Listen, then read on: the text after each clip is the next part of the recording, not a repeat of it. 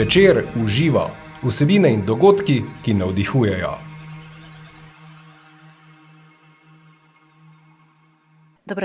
Dobrodošli v novi epizodi podcasta Večer uživa. Ste že kdaj razmišljali o razmišljanju? O tem, kako se ga naučiti? No, čeprav se večini zdi razmišljanje najbolj samoumevna in naravna danost, se ga vendarle lahko naučimo. Takega učinkovitega. Naučimo se lahko, kako lahkotno, hitro, enostavno in učinkovito razmišljamo, izven ustaljenih, togih in omejujočih vzorcev. O tovrstnem razmišljanju sem se pogovarjala z edino licencirano trenerko razmišljanja po metodah dr. Edvarda Debona pri nas, magistrico Nastjo Mulej.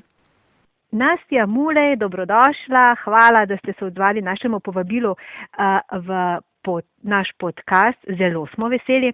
Povejte, kako ste? Najlepša hvala za vašo radovednost.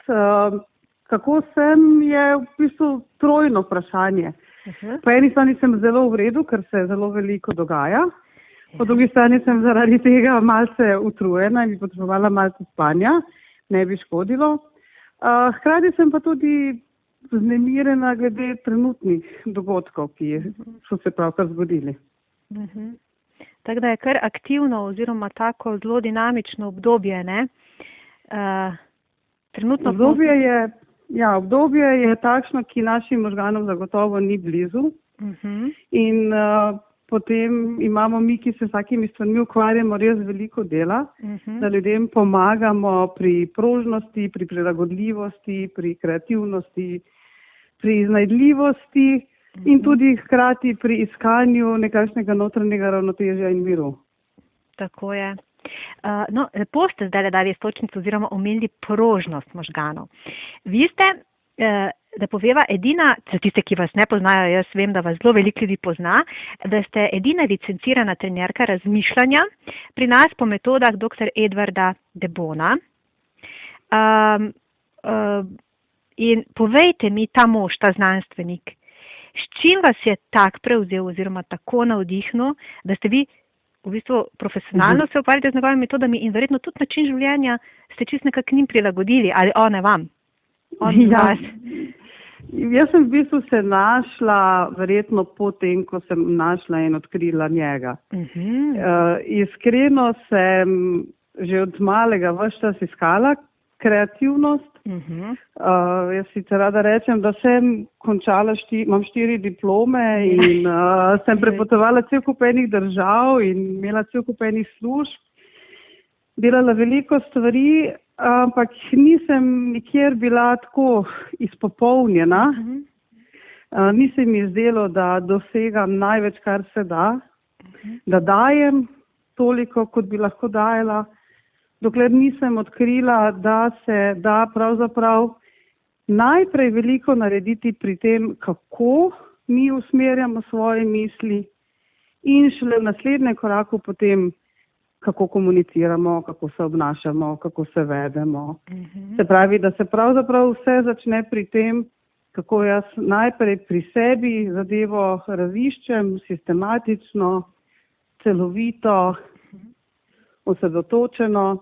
In šele potem, ko premislim, lažje dajem navodila sodelavcem, lažje zasledujem cilje ali svoje ali pač neke organizacije ali tima, lažje potem pomagam sebi in drugim izpolnjevati svoje poslanstvo.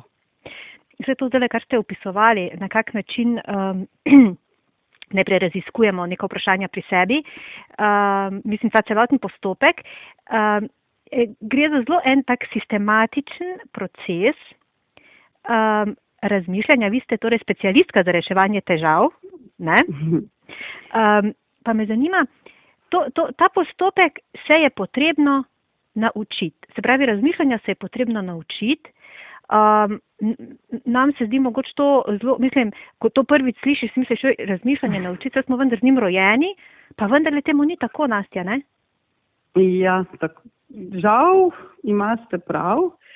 Tako kot smo rojeni, da znamo dihati, pa potem nas opozorijo, da dihamo preveč plitvo, dihamo prehitro, dihamo premalo zavestno in zaradi tega se mogoče ne počutimo tako zelo dobro. Tako se seveda mi od malega, ne bom temu rekla naučimo, ampak se pač dogaja samo od sebe tudi nekaj vrste razmišljanje pri nas in v naši glavi. Vendar je to v veliki meri odzivanje na situacije in naši možgani, ki ves čas ustvarjajo vzorce, se hočejo na ustaljen način odzivati na stabilno situacijo. Tako. Seveda naši možgani so se naučili, kako delovati včeraj in hočejo tako delovati tudi jutri. In to je mogoče učinkovito v zelo stabilnem svetu, kot je bil svet pračloveka in plemenske skupnosti. To je učinkovito v srednjem veku, kjer si pač ti se rodil kot sin mlinarja in umrl kot mlinar. V današnjem svetu nenehnih sprememb, s tem, ko se je pač človek v marsikaterih pogledih osvobodil, je to povzročilo prineslo za seboj tudi zelo, zelo veliko sprememb, ki se perpetuirajo, ki se akcelerirajo, ki jih je vedno več. Pa ta naša naravna sposobnost, jaz sem tukaj rekla razmišljanje v narekovajih, žal ne zadošča več. Ne moremo se samo odzvati, odzovemo se pogosto najprej nepremišljeno, čustveno, previdno, zmedeno, boječe. In s tem se marsikdaj pokvari odnos v timu, še preden smo naredili prvi korak. In potem bolj pogosto rešujemo odnose, namesto da bi reševali situacije, težave. Tako da zato se splača naučiti se voditi svoje misli s pomočjo posameznih orodij razmišljanja. Teh je pravzaprav izjemno veliko. De Bono je zelo plodovit avtor. In kot se sada hecam, tako kot so botaniki naredili botanični sistem za vsako rožico, tako je De Bono naredil neke vrste mentalni sistem za vsako vrsto misli in vsako vrsto kognitivnega procesa, ki ga izvajamo. Kaj hočem povedati? Vsi mi dobro namerno recimo rečemo otroku, dej razmisli malo, dej spomni se česa, no naredi si načrt, no a se bo že odločil. Ti stavki so zelo dobro namerni, ampak ne povemo pa mu, kako naj on to naredi. In potem otroci se morda delajo, kot da razmišljajo, ampak na koncu rečejo tisto, kar mislijo, da mi hočemo slišati, oziroma kar potem, ko so enkrat odrasli, rečejo tisto, kar mislijo, da se spodobi v neki situaciji. Se pravi, ne da bi zares zadevo raziskali, tako da bi videli tudi manj očitne zadeve, tako da bi malce izven sebe razmišljali, tako da bi malce gledali tudi v prihodnost, ali pa tako, da bi znali našteti več možnih alternativ, ampak mi potem butnemo. Mi sicer rečemo, da se sklicujemo na moč argumenta, ampak marsikdo od naših poslušalcev se bo strinjal, da na večini sestankov na koncu zmaga argument moči. Ker nekdo reče, potem ko so debatirali, in je ta ping-pong žogca letela gor, dol, pol na koncu nekdo reče, no, tako bo. Ja. Tako, ja. In temu se ne reče razmišljanje, temu se reče vsiljevanje, premagovanje, ego, vse ti stavki, zone udobja. To ni razmišljanje, ki bi nam lahko pomagalo, da bi mi imeli dober odnos sami s seboj in s svojim timom in da bi lahko lahkotneje zasledovali svoje cilje. Ja. Tako da. Zdaj ste dali zelo fajn istočnici, ampak prvo, da se še samo tukaj zadržimo tega togega razmišljanja, oziroma tako kot ste rekli, da na koncu vedno zmaga ta argument moči, ampak tega smo mi tako zelo navajeni. Tako zelo nam je domač in kot pravite, veliko napora terja, da mi začnemo razmišljati lahkotneje. Vi se tudi zavzemate, da bi to lahkotno, enostavno razmišljanje prišlo tudi v šole, kot predmet.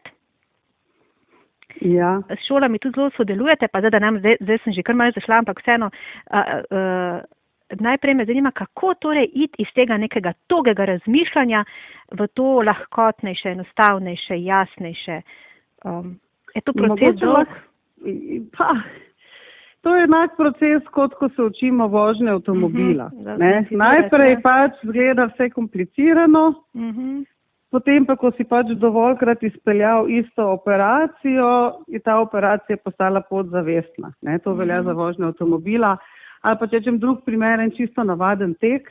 Vsi smo se rodili kot tekači, ampak če bi zdaj večina od nas dobila navodilo pretečite 10 kilometrov, bi to bila kar muka. Če pa bi to trenirali, če bi imeli mogoče še kakšnega trenerja, ki bi nam pokazal, kako postavljati noge, kako dihati, kam z rokami, in bi mi to dovolj redno vadili, bi ta par kilometrski tek s časom postal lahkoten in zopet posledično bi se mi bolje počutili. In enako je z vsemi temi metodami, ki jih je razvil Edward de Bono in ki jih jaz z veliko vnemo širim po Sloveniji. Najprej mora biti motivacija oziroma želja ali vsaj radovednost, da bi želel nekaj novega, nekaj drugače. Potem mora biti pa še malo vztrajnosti in discipline. Zgodba je podobna, kot če bi se učili tuji jezik ali pa nek inštrument glasbeni. Najprej delaš te preproste primere in jih vadiš in s tem si odpiraš nove vzorce v možganih in posledično potem postaneš bolj občutljiv na različne tipe misli.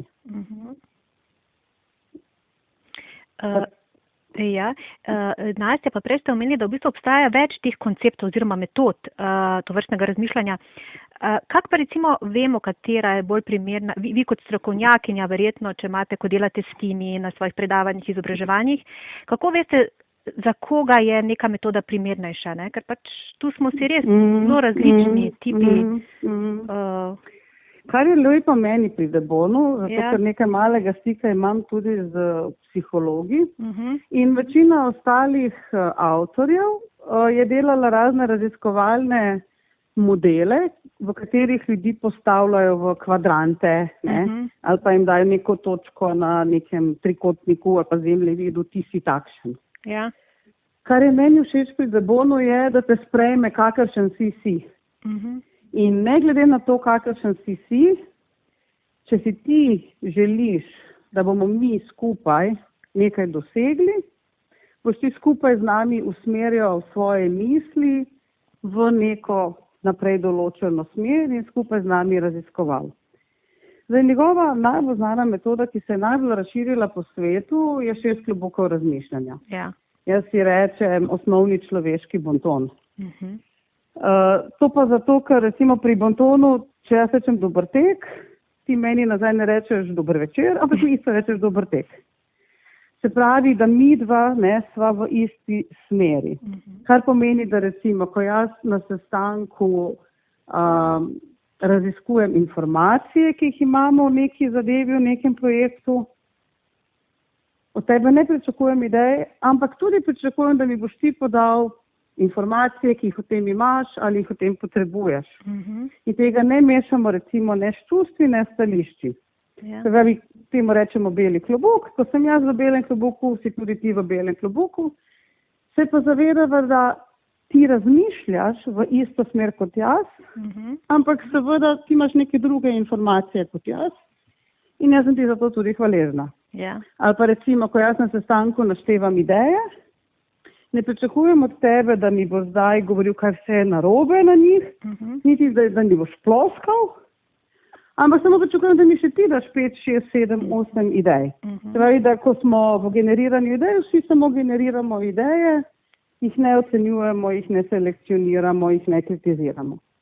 Zeleni klobuk za ideje. Ali pa recimo, ko jaz iščem prednosti, ti iščeš prednosti. Ko jaz sem previdna, iščem slabosti, tudi ti naštevaš možne razloge, kaj pa če, zakaj pa ne. Tako počasi raziskujeva neko področje. Ta počasi ne bo vzel več kot 30 minut za raziskovanje situacije. Ne bova se pa skregala, zato ker gledava v isto smer in si ne nasprotujeva, ampak si odpirava obzorja in porabila bova manj časa, kot bi ga v tistem klasičnem svetu, kjer sicer veda sestanki blazno kratki, ker jaz vidim pa rečem, tako bo. Ne, in vse ljudje mogoče pokimajo in sestanek je bil dolg 2 minuti. Tam potem ljudje niso razumeli, niso motivirani, niso vključeni, niso zavzeti, ne želijo in poleg tega neskončno veliko časa, da bi nekaj dobila iz teh ljudi ven. Če delamo pa v bistvu po katerikoli od Debonovih metod, odvisno, ker je pač vsaka za svojo situacijo, takrat pa mi sicer najprej raziskujemo, ampak potem se dogovorimo, kaj bomo naredili in to naredimo. Tako da pri Debonu je lepo to, da je absolutno praktičen, absolutno operativen, ne gre za filozofiranje in nakladanje, gre samo, da mi dovolj temeljito razmislimo v bistvu za naprej. Zakaj je tako zelo prelomen? Ker naši možgani znajo razmišljati samo za nazaj. Ne, mi znamo gledati, kako je bilo in mislimo, da je to merilo za naprej. Pa ni. Sploh zdaj to vidimo, da ni. Ne, torej moramo znati skupaj raziskovati naprej in pri tem upoštevati, da ti vidiš isto zadevo drugače kot jaz. Ful dobro, ne, jaz sem tukaj slepo pego, ti si pa to videl. Ne.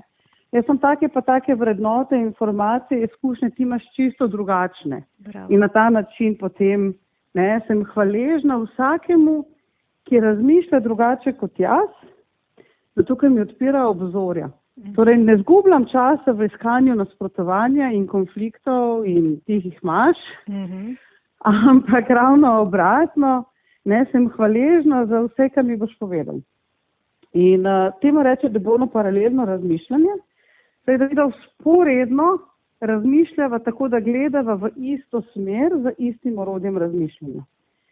In ko rečem orodje je pri Debonu pravzaprav samo vprašanje.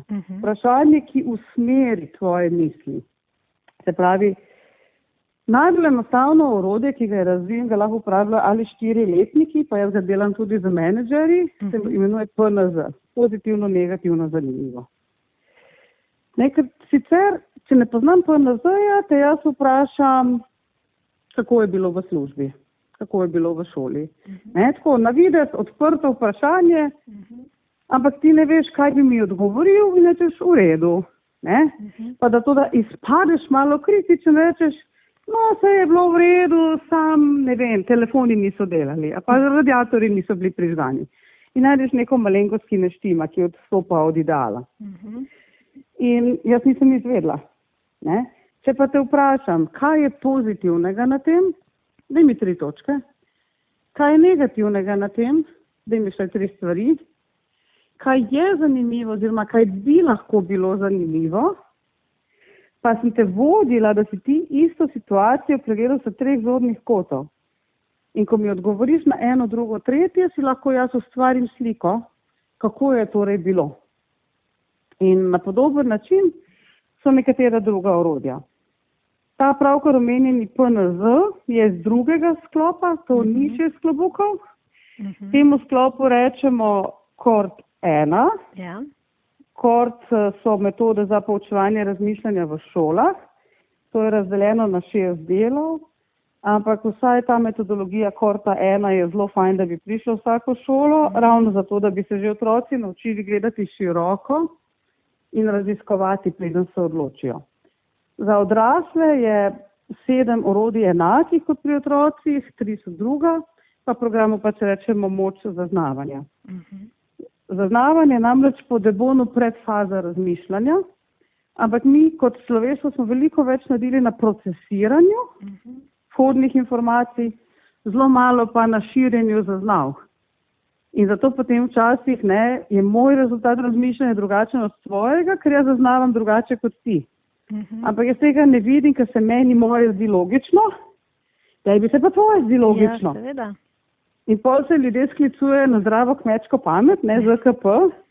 Ampak zdrava kmečka pamet v resnici je samo tisto, kar je meni logično, zato ker je v skladu z mojimi preteklimi izkušnjami, v skladu z mojimi vzgojenimi vrednotami, v skladu z mojimi nabranimi informacijami, v skladu z mojim trenutnim počutjem, kar pomeni, meni je logično. Ja, tvoj svet Ti je imaš to. ti imaš pa čist druge vrednote, čist druge izkušnje, čist druge informacije. In potem se midva ne razumeva in potem zapadeva v bitko argumentiranja, ker mi mislimo, da so argumenti dejstva, večinoma so pa argumenti stališča.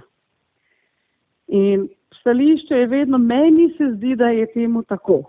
Tebi se zdi pa drugače in potem se ljudje, odrasli, zreli ljudje zataknejo glede malenkosti, ali v tej sejni sobi toplo ali vroče, ne da bi se zavedali, da se v bistvu pogovarjajo o lastnih zaznavah. Ja, subjektivnih čisto.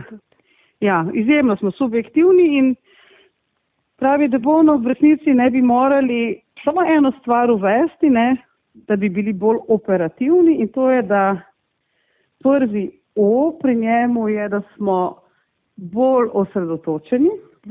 Namreč nas, če nismo izučeni v razmišljanju, nas tok misli vodi. Beseda da besedo, asociacija asociacijo, je še dobro, da si to rekla, ker pa sem se jaz tistega spomnila in mir tako čisto odplavava od teme najnega sestanka. Če smo osredotočeni, mi vemo, kaj je fokus, vemo, kaj je cilj, in ta naš projekt mi samo raziskujemo s različnimi orodji razmišljanja. Drugi O za operativnost je objektivnost. Preden se odločimo, dajmo zadevo raziskati, ne glede na to, ali se strinjaš ali ne. Ne glede na to, ali ti je všeč ali ti ni všeč. Torej smo objektivni. Seveda naj bo odločitev subjektivna. Odločitev je lahko čustveno izpeljana, zato ker se ti hočeš odločiti za nekaj, kar je tebi blizu, kar je tebi ljubo, za nekaj, zaradi česar si ti pripravljen zjutraj vstati. Ampak predtem je pa fino, da razmišljaš zadevo čim bolj objektivno, ker ti marsikdaj, kadar postaneš pozoren, vidiš še stvari, ki jih sicer ne bi videl. No, tretji O za to operativnost našega razmišljanja, temu pa jaz rečem obsežnost, mislimo pa sicer tukaj celovitost, torej, da bi se izognili tej enostranskosti. Mi večinoma govorimo stvari, ki so voda na naš mlin. In to je enostransko. In potem ti par stvari spregledaš, par stvari se ti ne zdi pomembnih, par stvari niti ne veš, da obstajajo in potem se čudiš, da se ne razumemo. Torej, celovito pa pomeni, pri sebi različnem zaznave in še upoštevam vse tvoje in od vseh ostalih v timu. To se zveni blazno komplicirano in mogoče malce abstraktno ta trenutek, ker je pravzaprav isto, kot če bi vam jaz hotela razložiti, kako se pleše tango z besedami. Ja.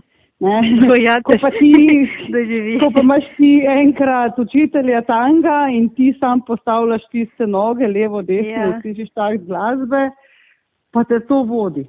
In potem veliko lažje vidiš. In težava pri razmišljanju pač nažalost je to, da so misli neopredeljene, neotipljive.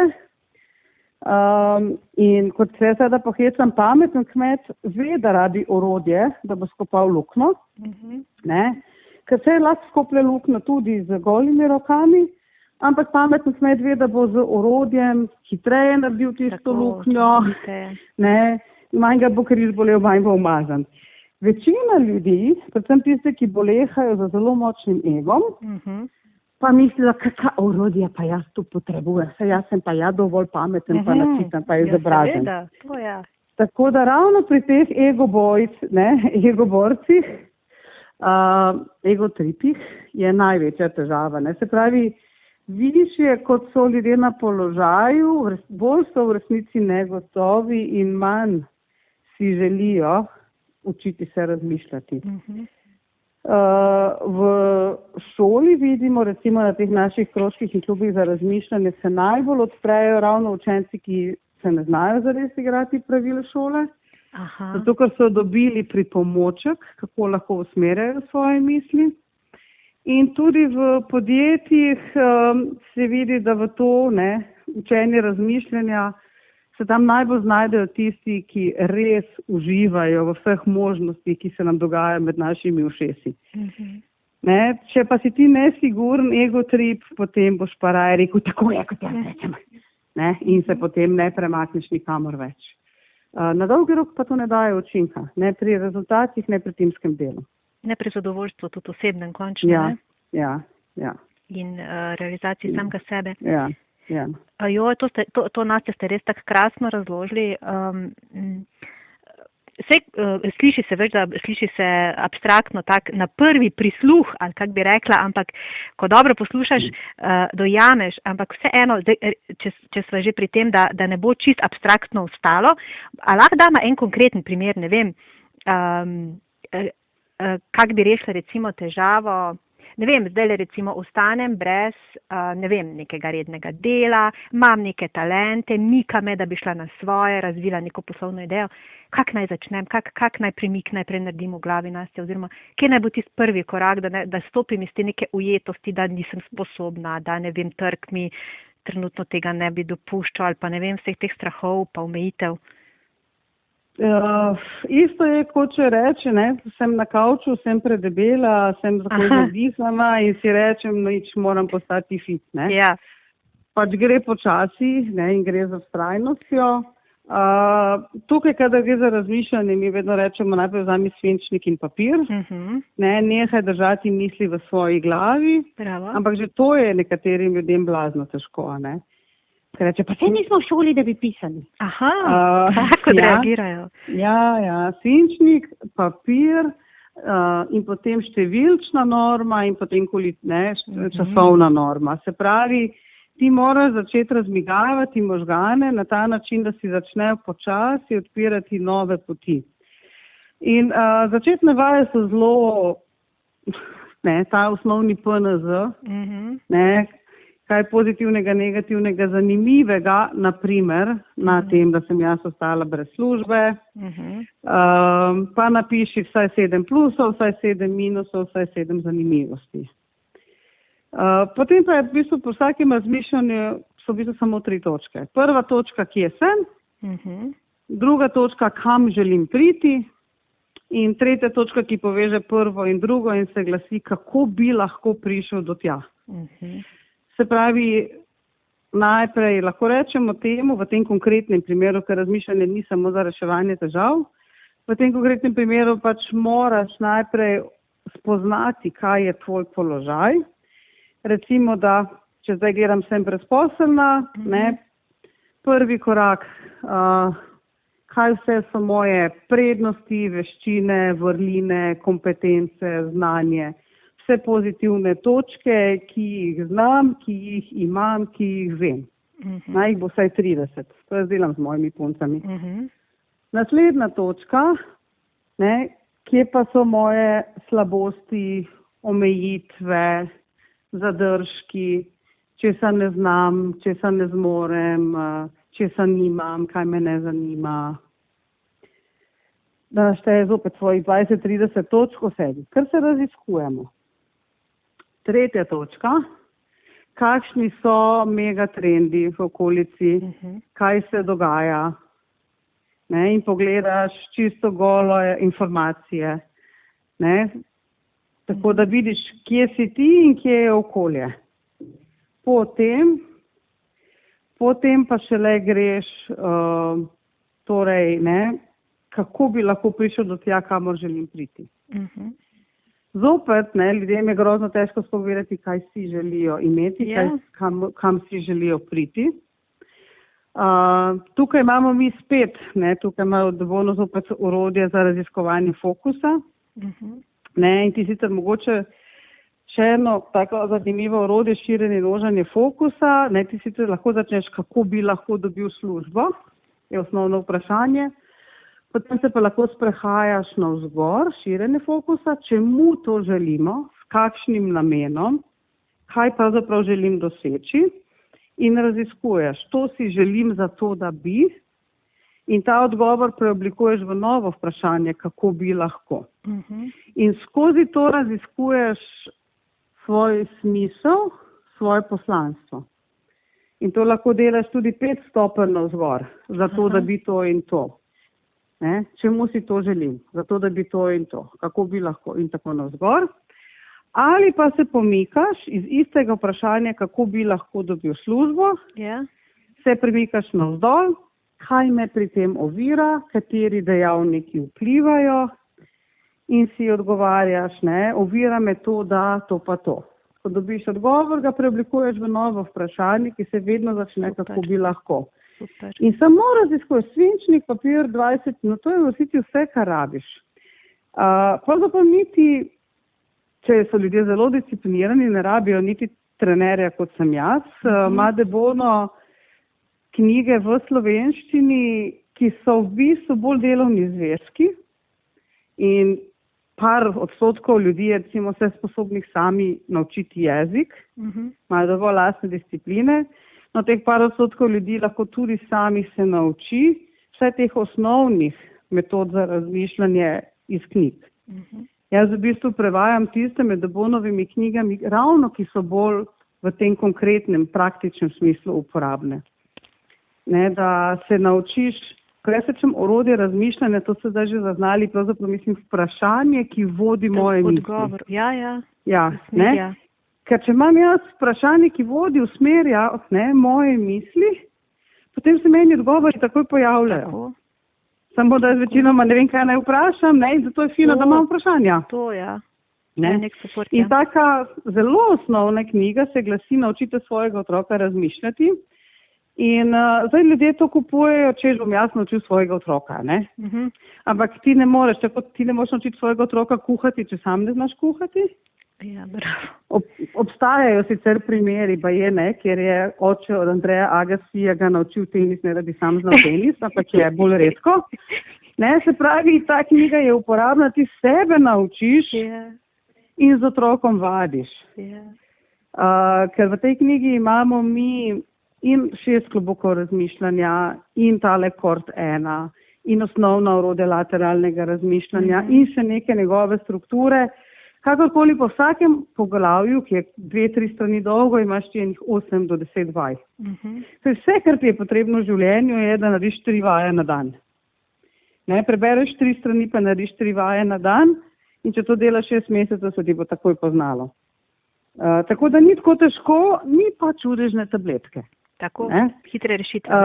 Ljudje obožujejo čarobne paličice, ljudje obožujejo motivacijske govornike, pozitivna predavanja, ampak od tega pravzaprav dejanske spremembe ne bo. To so samo tak kratkoročni obliži na rano. Tako da jaz pravzaprav ne maram, se tudi ne bi ravno predavala ljudem, ampak vam raje, dajte vi k meni hoditi 12 srečanj po 2 uri.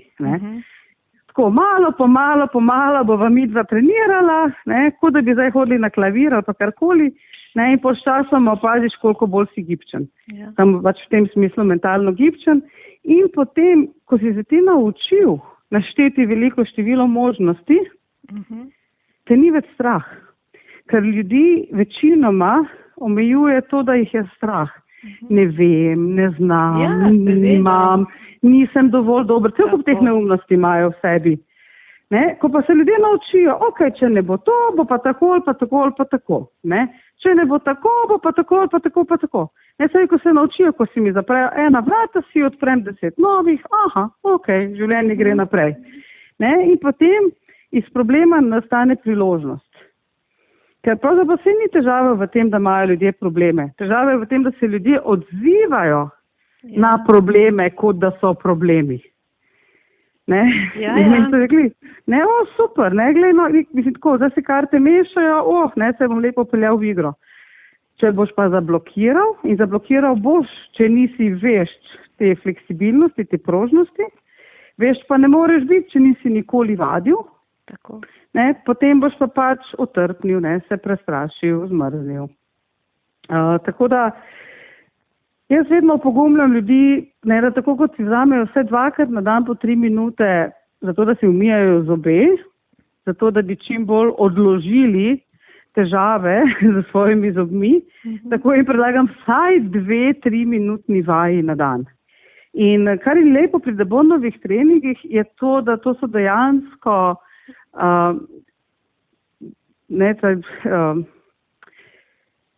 dovolj hotela sem cel kup stvari hkrati povedati, ko sem izgubila besede, ko mali otroci. Hitra misli, ja. Ja, dovolj je, da ti začneš s takimi osnovnimi divergentnimi vajami, si na sprehodu, vidiš en list na tleh, pa si rečeš, jaz sem pa zdaj v 3 minutah naštel vsaj 7 stvari, na kaj mene spominja ta list. Pa bom jutri videl, ne vem, nek kamenček na tem sprehodu, pa bom naštel vsaj 9 načinov, kako bi jaz lahko uporabil ta kamenček. Pa bom potem, ne vem, naslednji dan na sprehodu videl, da se tam odpira nova trgovina, pa si bom rekel, no zdaj bom jaz hočem najti vsaj 12 imen za to novo trgovino. Ja. Sej vaje na začetku so lahko čisto banalne in 3 minute so več kot dovolj. Morate se pa malo pomatati na začetku, da dajete to količinsko normo, ne, vsaj 7, vsaj 9, vsaj 12, vedno več. Ker prve 3-4 odgovore ljudje vemo, ker na njih ni nič novega. Ja. Ne, in žalostno je, da na sestankih se tega ne zavedajo in potem 3 rečejo isti odgovor in mislijo, kakva fajn ideja, vsi mislimo isto. Ne, sploh se ne zavedajo, da to ni ideja, ker ideja je po definiciji misel, ki je še ni bilo in zelo redko pride na začetku takoj.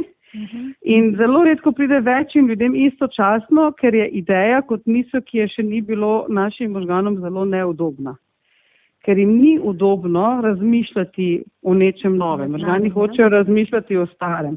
Ne, kot je rekel De Bono, ne, možgani so briljantno nekreativen organ. In to je nalašč. Ker če bi bili možgani nenehno ves čas namerno kreativni, bi bilo naše življenje nemogoče.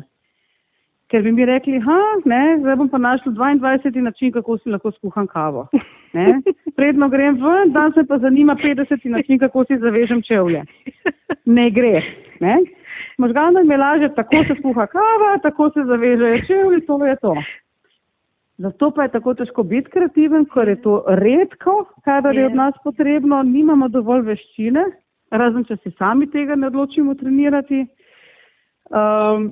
In zato smo tako zgubljeni, ne, ker pa tudi šefi v firmah tega ne vejo, pa sam reče, no bomo mi za en hekaton imeli, pa boste vi nekaj pametnega izpljunili.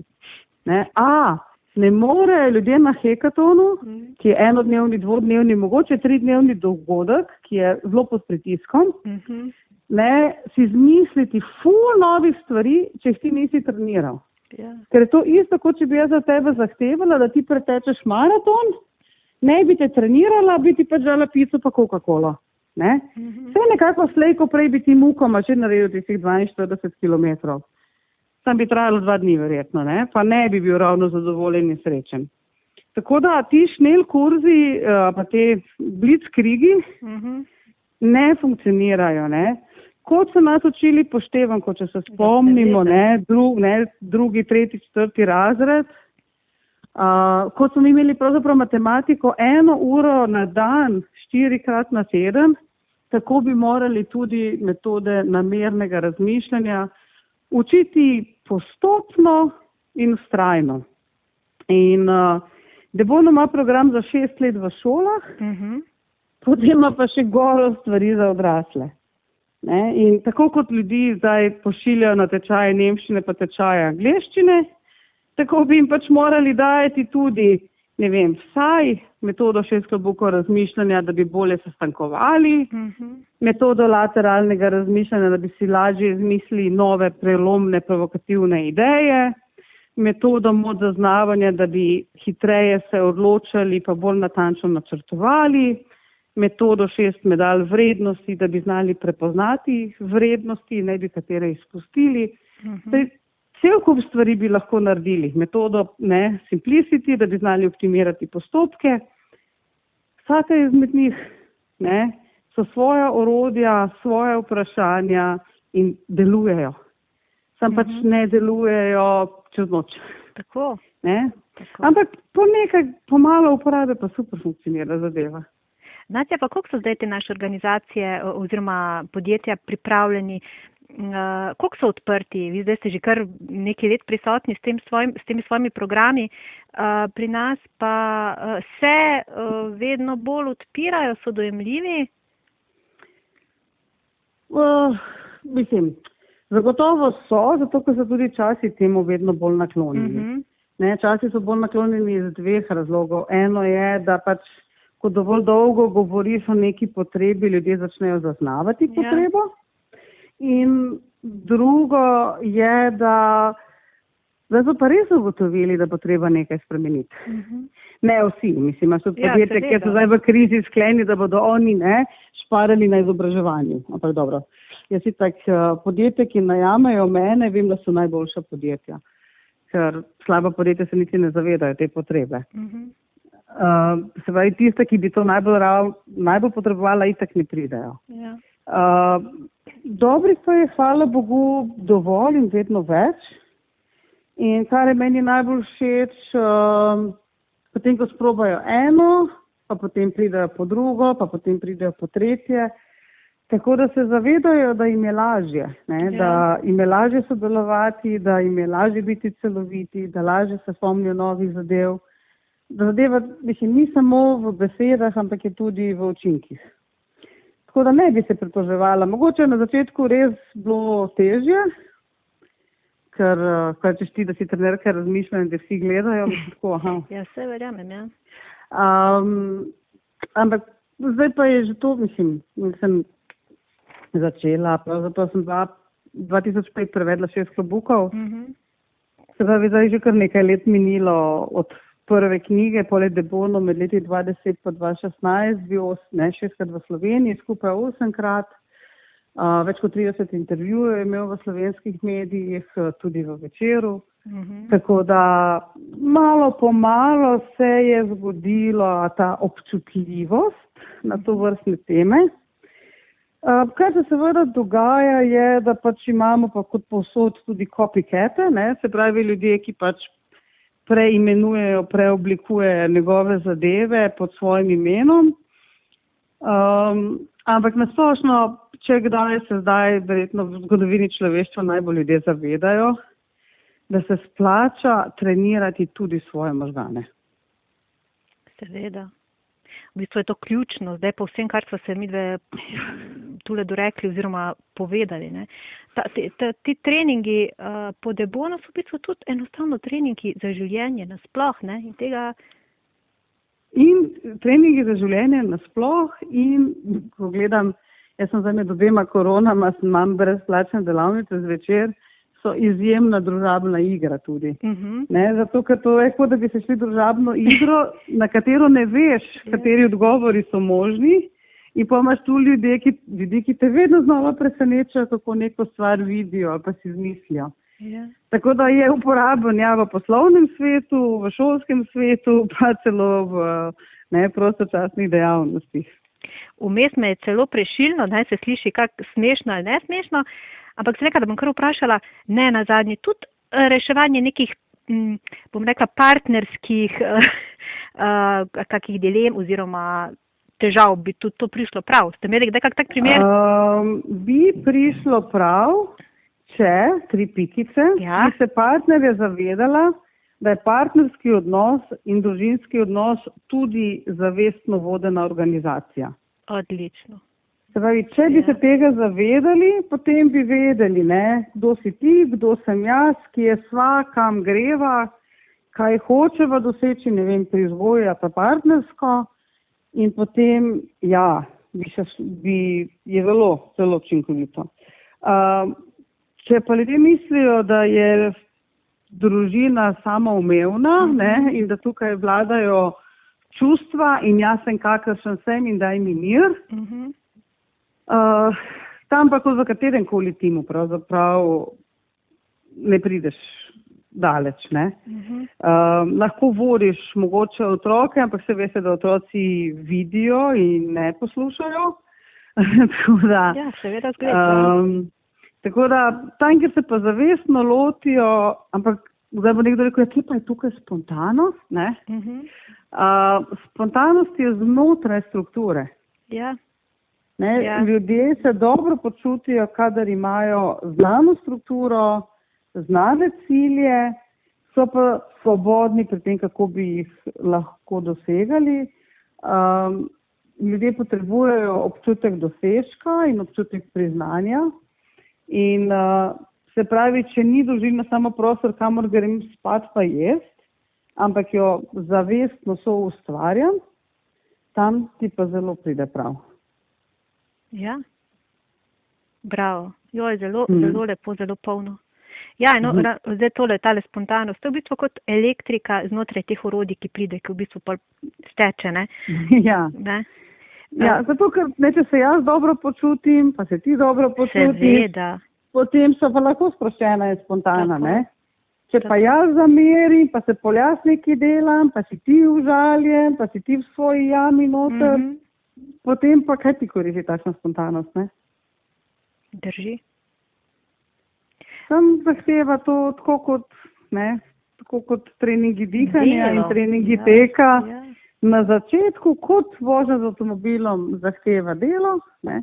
Če pa boš to dovoljkrat sprobal, kot smo rekli na začetku, ne, pa boš pa fajn speljal in super vozil. Ja, avtomatika, seveda. Ja, ne, zavestna avtomatika. Tako, poudarek zavestna avtomatika, zelo dobro, ja, zelo dobro. Natja, kaj je pa recimo te metode vse razmišljanja in ti koncepti, kako so pa vaše življenje spremenili? Zdaj vemo, profesionalno se s tem ukvarjate, sicer verjetno tudi pa vaše družine, vaši otroci to uporabljajo, zagotovo. Meni so se končno vsi kamenčki v mozaiku postavili, kot se morajo. Ja. Tako da meni končno ni več dolg čas v življenju, ni več brez veze. Jaz sem začela 2005-2006 in so me zanimali samo timi. Potem je Debono, potem sem 2007-2008 rodila in ko je Debono prišel 2010, imel tisto zelo odmevno predavanje na ekonomski fakulteti. Zanimivo, je moja se prvič zaznala v njegovem predavanju, da je rekel, da je najprej razvil orodje za razmišljanje za šole, potem šele za time. Ampak dokler nisem imela otrok, me to sploh ni zanimalo, kar je zelo zabavno, kako človek se tam, kjer poslušaš in obožuješ Debona, ampak ko te otroci ne zanimajo, to tega ne slišiš. Ja. No, takrat sem se pa jaz zaklela, to bodo moji otroci imeli na svoji šoli. Je bilo spet kar nekaj borb, ampak smo prišli do tega, da je Debono prišel v Maribor, smo bili 6 dni zaprti v hotelu Habakuk, leta oktobra 2010. Nas je učil ta kort. Srečali smo se takrat z ministrom za šolstvo in generalno sekretarko. Kolegica je doktorirala iz uporabe korta na slovenskih šolah in jaz od leta 2012 učim učitelje. Ampak vse kot tako prostovoljno, kako bi temu rekli, neobvezno, ja. Nismo prišli mi, tudi po 4 letih sestankov na ministrstvu nismo mi napredovali do tega, da bi zares razumeli. Ne glede na to, pa je hvala Bogu vsako leto tam nekje 50-60 učiteljev, ki uživajo v tem, da se to učijo in nekje polovica njih tudi dejansko vodijo te krožke za razmišljanje. Tako da tudi na naši osnovni šoli smo imeli in smo imeli tako razredničarko v 5. razredu, da sem jaz najprej pri enem, pa pri drugem, vsak ponedeljek zjutraj bila v razredu, pa 1 uro. Moj sin zdaj še enkrat hodi, ker imam preko Zooma, ob 5, 5:15, danes imamo spet šolo za razmišljanje. Tako da ne moreš, tako kot veš, družina glasbenikov verjetno avtomatično ne vzame kak inštrument v roke, verjetno tudi v taki družini, kot smo mi, avtomatično se malo naučiš razmišljati širše. S tem, da moram pa čisto iskreno povedati, da moja hči je pa tako od pubertete dalje, vsaj ta trenutek, alergična. Pa moram paziti, da ne uporabim kakšnega preveč eksplicitnega orodja za razmišljanje. Ja, da se pa takoj zasluti. Tako da to je zelo zabavno opazovati in me zanima, če se bo pol vrnila k temu, kar je nekoč znala. Mislim, vsi pravijo, da se bo, zdaj vsake toliko časa me kar srce boli in potem si rečem, glej, a ni fino, razmišlja čisto drugače kot ti. No, evo. In rekli. Tako da moje debonovstvo je zdrave najstnice zelo na preizkušnji. Ker lažje imeti otroke, ki ti sledijo, ponosni na mamico, kot otroke, ki zavestno iščejo svojo identiteto s tem, da nasprotujejo znanemu. Tako ste verjetno bili vi, ne? Ja, Tudi jaz deklica. sem zrasla z očetovim stavkom, razmišljam te, ker poslušam te, ker razmišljaš drugače kot jaz.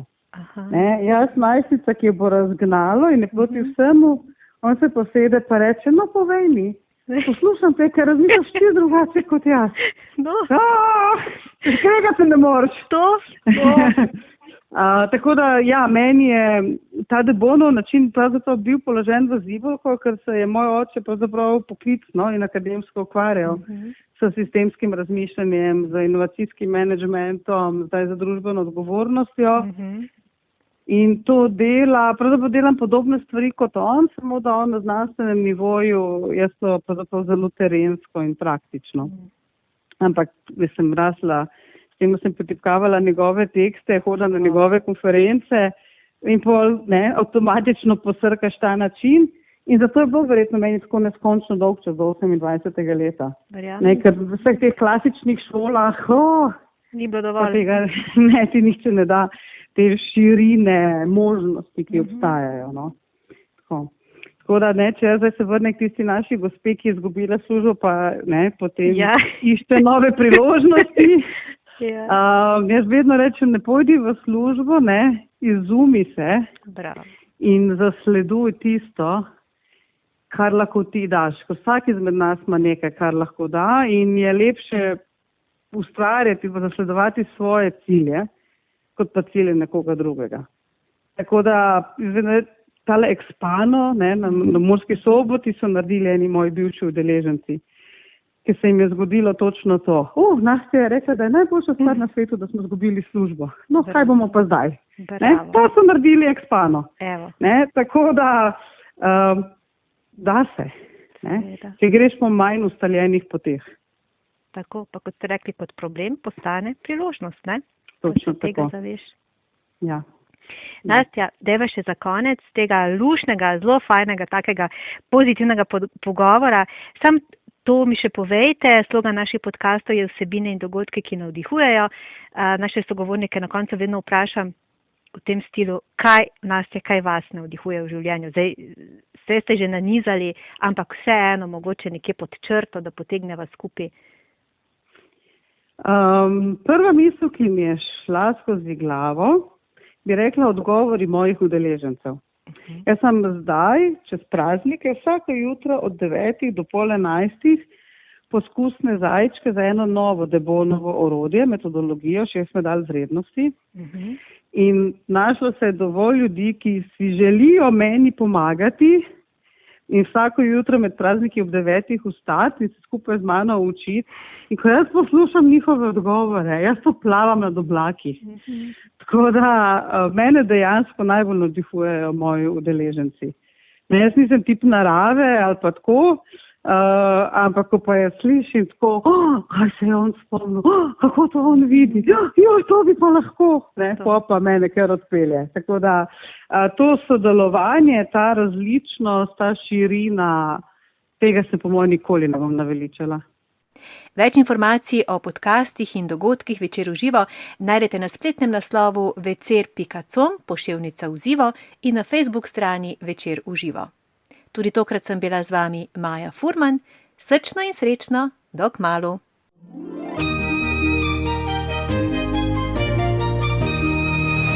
Večer v živo. Vsebine in dogodki, ki navdihujejo.